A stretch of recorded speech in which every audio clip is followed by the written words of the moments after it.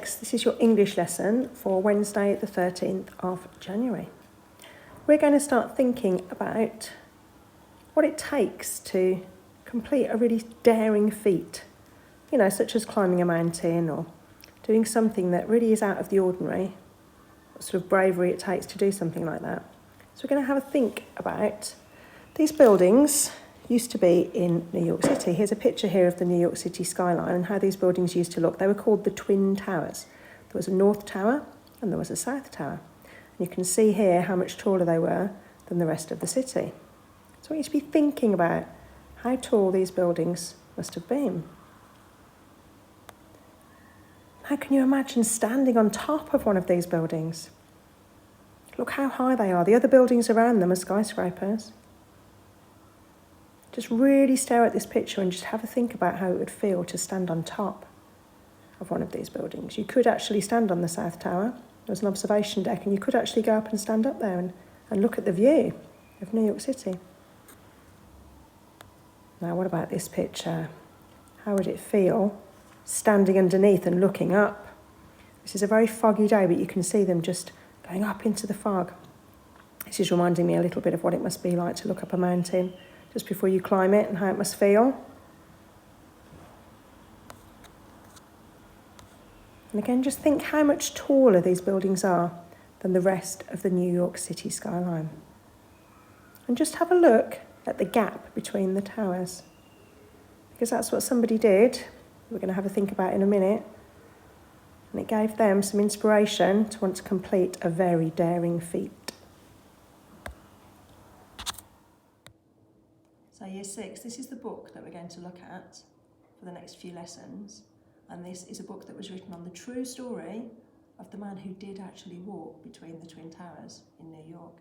It's called The Man Who Walked Between the Towers. So I'm going to read you the beginning of the story, and then we're going to think about what it would be like to do such a thing.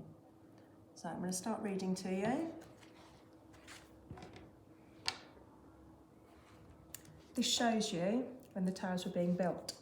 So they were being built in the 1970s. And this shows you they've still got cranes and all the building work being done. And this is above Central Park, which is a park in the middle of New York. There they are now, the buildings are finished. Once there were two towers side by side. They were each 1/4 mile high, 1,340 feet. The tallest buildings in New York City. A young man saw them rise into the sky.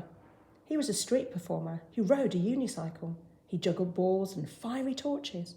But most of all, he loved to walk and dance on a rope that he tied between the two trees. He looked not at the towers, but at the space between them, and thought, what a wonderful place to stretch a rope on a wire on which to walk. Once the idea came to him, he knew he had to do it. If he saw 3 balls, he had to juggle. If he saw 2 towers, he had to walk. That's how he was. Hadn't he danced on a wire between the steeples of Notre Dame Cathedral above his amazed home city, Paris? Why not here between these 2 towers?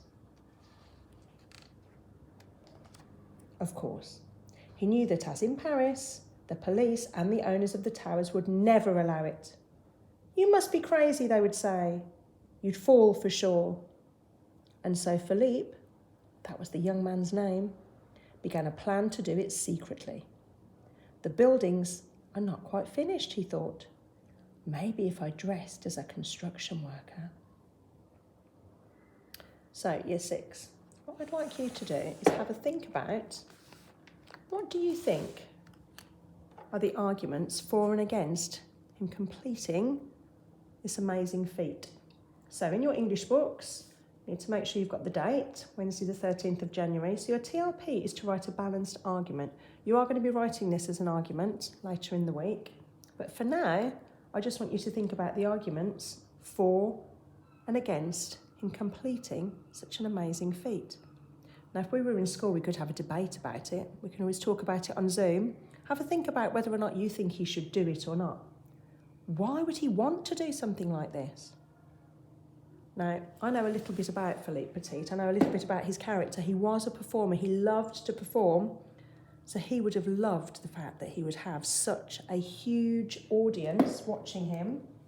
So he'd be able to complete this in front of the hugest audience ever in New York City. So maybe that's one of the arguments for it.